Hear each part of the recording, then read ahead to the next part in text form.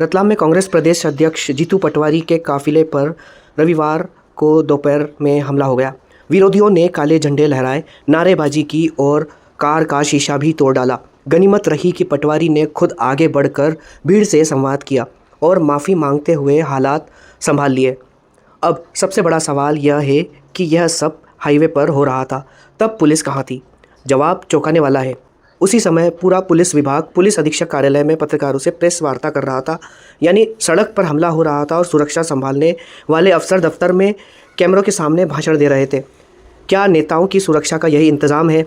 जब प्रदेश कांग्रेस अध्यक्ष तक सुरक्षित नहीं है तो आम जनता खुद को कैसे सुरक्षित माने? क्या खुफिया तंत्र और प्रशासन केवल दिखावे की कवायद बनकर रह गया है? क्या पुलिस का असली काम अब प्रेस कॉन्फ्रेंस करना है और सुरक्षा बस भगवान भरोसे छोड़ दी गई है? यह घटना बताती है कि प्रशासनिक सतर्कता पूरी तरह फेल रही। पटवारी खुद अपने बॉडीगार्ड बने और स्थिति संभाली, जबकि जिन पर सुरक्षा की जिम्मेदारी थी वे पत्रकारों को ब्रीफ करने में लगे हुए थे। अब सवाल उठता है कि क्या इस गंभीर चूक पर कोई जवाबदेही तय होगी या हमेशा की तरह जांच कमेटी बनाकर फाइलें अलमारी में दफन कर दी जाएगी? बहरहाल हमले को लेकर अज्ञात में मामला दर्ज किया है, लेकिन जब हमलावर वीडियो में दिखाई दे रहा है, इसके बाद भी अज्ञात में मामला दर्ज करना सवालिया चिन्ह है। वहीं धाकड़ समाज के द्वारा मांगरोल में काले झंडे दिखाने पर कांग्रेस प्रदेश अध्यक्ष ने उतरकर उनसे बात की और माफ़ी भी मांगी। हाँ सही है। अपन सब खेतीहर लोग हैं, हमारा सब रिश्तेदारी में आपस में मल्लार हमारे जाकर है, फिर और भी 25 रिश्ता है। कोई ऐसी बात नहीं, अगर कोई गलत फहमी भी है तो उकाली हो हमारे सवारी को अभी चो और हमारा हम अल्लाह एक ही थे। हमारा गलत कोई इंटरप्रिटेशन ही जो मकर नहीं माला, पर मन तो खाली है कि तो जो केस होता है ना केस को उल्लेख करे। जी जी तब पर वो धाकड़ समाज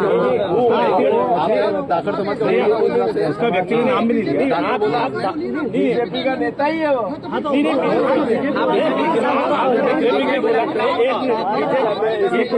बीजेपी के खिलाफ बोलो, क्लियर बताओ बीजेपी। भैया हमारा जितना धाकड़ समाज का परिवार का लोग है, अगर कोई तुम्हारी भावना का किना भी प्रकार की कोई भी ठेस पहुंचे तो क्षमा प्रार्थी है। पर मैंने जो भैया बीजेपी को नेता के देवीलाल नाम मनोहर लाल देवीलाल, उनका लिए क्यों तो समाज में तुम्हारा रिश्तेदारी धाकड़ नाम भैया वो तुम्हारे साथ लगे। ठीक है, जय हो। उधर प्रदेश अध्यक्ष श्री धाकड़ महासभा युवा संघ मध्य प्रदेश रामविलास धाकड़ निमन ने भी पटवारी पर हुए हमले की निंदा कर बताया कि धाकड़ समाज द्वारा ऐसा कृत्य नहीं किया जा सकता। धाकड़ समाज के साथ साथ सर्व समाज के लोग एकत्रित हुए थे। हम शांतिपूर्ण तरीके से आदरणीय जीतू पटवारी जी से बात करना चाह रहे थे कि उन्होंने 3 दिन पहले जो अपना वक्तव्य दिया स्टेज से कि धाकड़ कांड, उसमें धाकड़ पूरे भारत में धाकड़ समाज शर्मसार हुआ और ठेस पहुंची है, इस उद्देश्य को लेकर हम उनसे बात करना चाह रहे थे। लेकिन इस बीच किसी ने हुड़दंग करी है अन्य व्यक्तियों ने, और उनके द्वारा क्या घटना घटित हुई हमें जानकारी नहीं है। लेकिन बाद में हमें मालूम पड़ा है कि उनकी गाड़ी का कांच फूटा है, जो कि हमारी समाज का यह कृत्य नहीं है। मैं वहाँ खुद चश्मदीद था और हमारे व्यक्तियों ने किसी ने भी इस प्रकार की अप्रिय घटना को। विरोध के बाद जीतू पटवारी रतलाम के बाडना बस स्टैंड क्षेत्र पहुंचे, जहां से रैली का शुभारंभ हुआ। कांग्रेस की वोट चोर गद्दी छोड़ अभियान के तहत निकाली गई रैली में कार्यकर्ता सहित आम जनता का हुजूम देखने को मिला। वहीं रैली के दौरान जीतू पटवारी का कई जगह पर मंच लगाकर स्वागत किया गया। इक्का मित्र मंडल की ओर से भी जीतू पटवारी का स्वागत किया गया। मंच पर जीतू पटवारी ने जमकर प्रधानमंत्री नरेंद्र मोदी, सीएम मोहन यादव को घेरा। जनता के मुद्दों को भी उठाया। नशे के विरोध में कहा कि सीएम यादव मुझ पर हमला करवा रहे हैं, बीजेपी मोर्चा महिलाओं से मेरा पुतला जलवा रहे, नशे के खिलाफ आवाज़ मरते दम तक उठाता रहूँगा। वहीं बीजेपी के पूर्व गृह मंत्री हिम्मत कोठारी की भी पटवारी ने तारीफ की। सुनिए। रतलाम के जितने हमारे पत्रकार बंधु हैं उनका और मेरा पारिवारिक रिश्ता है आज से नहीं, पिछले 20 साल से, और सारे चेहरे लगभग ऐसे होते हैं कि देखता हूँ और ऐसा लगता है कि मेरे अपने हैं। मुझे आप लोगों की आवश्यकता है, आप लोगों की मदद की आवश्यकता है। लोकतंत्र में विपक्ष जब तक ताकत नहीं बता सकता है, जब तक हमारे परिवार के लोकतंत्र का चौथा स्तंभ उसका सहयोग नहीं करे। मैं आप सबसे प्रार्थना करता हूं कि मध्य प्रदेश में नशा अद्भुत और अकल्पनीय हो गया है। भारतीय जनता पार्टी के लोग नशा बेचने में लिप्त हो गए। उनका और उनके परिवार का, बीजेपी का और बीजेपी के परिवार वालों का हर नशे से संलग्नता है। वो चाहे शराब की दुकान किसी भी शहर की आप देखोगे तो पीछे से पार्टनरशिप बीजेपी के नेताओं की रहती है। चाहे किसी भी तरह का नशा होता है उसको के पीछे बीजेपी का सरगना होता है। अपने मध्य प्रदेश को हम सबको बचाना है। हमारे युवा पीढ़ी इसमें ग्रसित होती जा रही है। नरेंद्र मोदी की रिपोर्ट है, नरेंद्र मोदी की रिपोर्ट है कि नए बच्चे शराब ज़्यादा पीते हैं। सबसे ज़्यादा खपत नशे की मध्य प्रदेश में हो गई है। उड़ता पंजाब से ज़्यादा उड़ता मध्य प्रदेश हो गया है। मेरा दायित्व है, विपक्ष की भूमिका मुझे निभाना चाहिए। मध्य प्रदेश का वासी हूँ इसलिए मुझे बोलना चाहिए।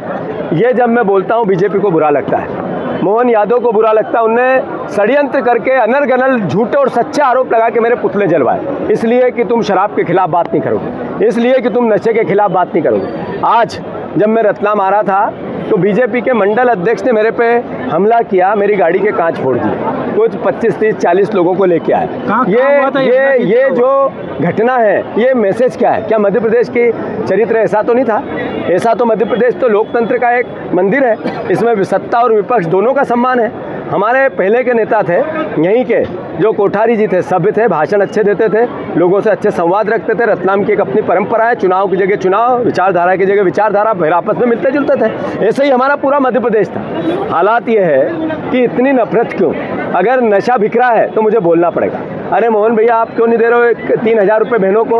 आप दे रहे हो 1200, 1800 रुपये की चोरी कर रहे हो। हम नहीं बोले, हम नहीं बोले 3100 के धान का बोला था 2100 दे रहे हो, तो 1000 रुपये की चोरी कर रहे हो। हम नहीं बोले, हम नहीं बोले कि 2700 गेहूं की बात हुई थी, आप 2500, 2400 दे रहे हो, 300 रुपये की चोरी कर रहे हो, ये नहीं बोले। आपने 450 के गैस सिलेंडर का बोला था, आज तक 900 की 450 की जगह 1000 रुपये का आता है, आप 500 रुपये की चोरी कर रहे हो। हम नहीं बोले, हम नहीं बोले ये कि आपने कर्ज में क्यों मध्य प्रदेश को ला दिया, हम ये नहीं बोले कि आपने नशेड़ी प्रदेश को बना दिया। अगर हम नहीं बोले तो कौन बोले?